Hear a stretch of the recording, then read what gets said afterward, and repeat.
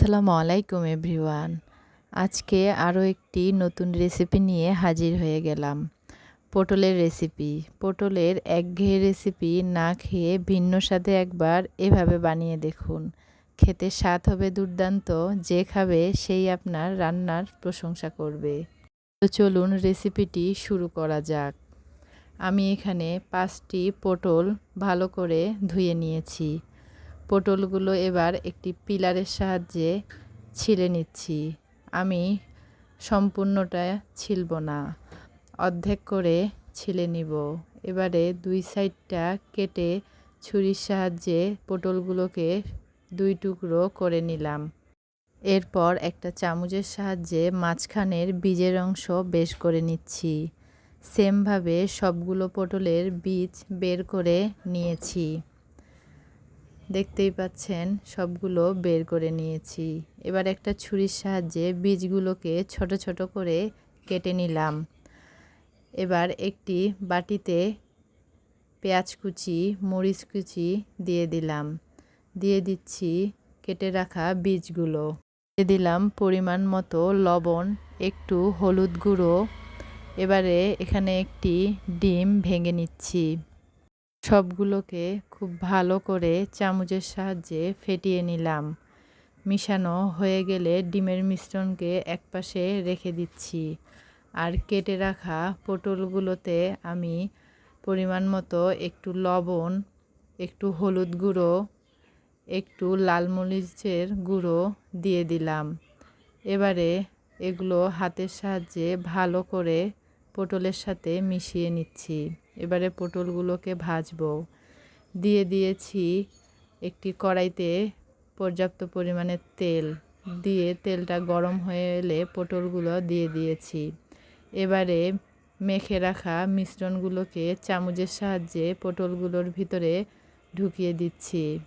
সবগুলো পটলের ভিতরে এভাবে ঢুকিয়ে দিয়ে চুলার আঁচ কমিয়ে আমি 2 মিনিটের জন্য ঢাকনা দিয়ে দিলাম।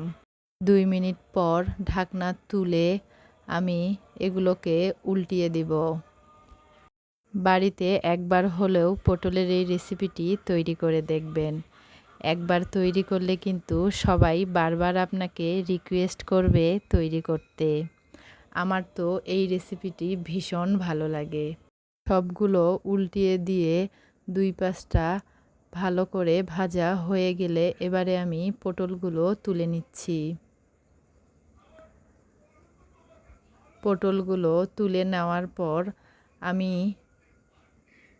এখন ওই কড়াইতে কিছু পেঁয়াজ কুচি ও মরিচ কুচি দিয়ে দিয়েছি ভাজতে। আমি কিন্তু এক্সট্রা বেশি তেলটা তুলে নিয়েছি। 2 টেবিল চামচের মতো তেল রেখেছিলাম। এ পর্যায়ে ওখানে রসুন বাটা, আদা বাটা একটু একটু করে দিয়ে পানি দিয়ে দিলাম, যাতে করে মশলাগুলো পুড়ে না যায়। আবারও একটু পানি দিয়ে দিচ্ছি এবং মশলাটাকে 3-4 মিনিটের জন্য কষিয়ে নিচ্ছি। দিয়ে দিলাম একটু হলুদ গুঁড়ো, একটু জিরা গুঁড়ো। মশলাটাকে 3-4 মিনিট কষাতে হবে, যাতে করে মশলা থেকে কাঁচা গন্ধ দূর হয়ে যায়। এ পর্যায়ে আমি আবারও একটু পানি দিয়ে ভালো করে মশলাটা নেড়ে চেড়ে নিচ্ছি। মশলাটা কষানো হয়ে গেলে এ পর্যায়ে আমি ভেজে রাখা পটলগুলো দিয়ে দিলাম। ভেজে রাখা পটলগুলো দেওয়ার পর মশলাগুলোর সাথে একটু নেড়েচেড়ে নিচ্ছি। আসলে সব সময় কিন্তু একঘেয়ে রেসিপি খেতে ভালো লাগে না। পটলটাকে সবসময় রান্না না করে কিন্তু এভাবে স্বাদ বদলাতে একটি ইউনিক করে ভাজি করে নিতে পারেন। সবাই কিন্তু ভীষণ পছন্দ করবে। এবারে একটু পানি অ্যাড করে পটলটাকে নেড়েচেড়ে আমি 5 মিনিটের জন্য ঢাকনা দিয়ে দিচ্ছি। 5 মিনিট একটু এটাকে রান্না করে নিব। 5 মিনিট পর ঢাকনা তুলে আমার পানিটি শুকিয়ে এলে আমি এরকম করে পটলটাকে সার্ভ করে নিলাম। তো দেখতেই পাচ্ছেন আমার পটলের রেসিপিটা কতটা লোভনীয় হয়েছে। রেসিপিটি ভালো লাগলে অবশ্যই ফ্রেন্ডস ও ফ্যামিলির সাথে শেয়ার করবেন। আর কে কোথা থেকে আমার ভিডিওটি দেখছেন অবশ্যই আমাকে কমেন্ট করে জানাবেন। আজকে তাহলে এ পর্যন্তই। আল্লাহ হাফেজ।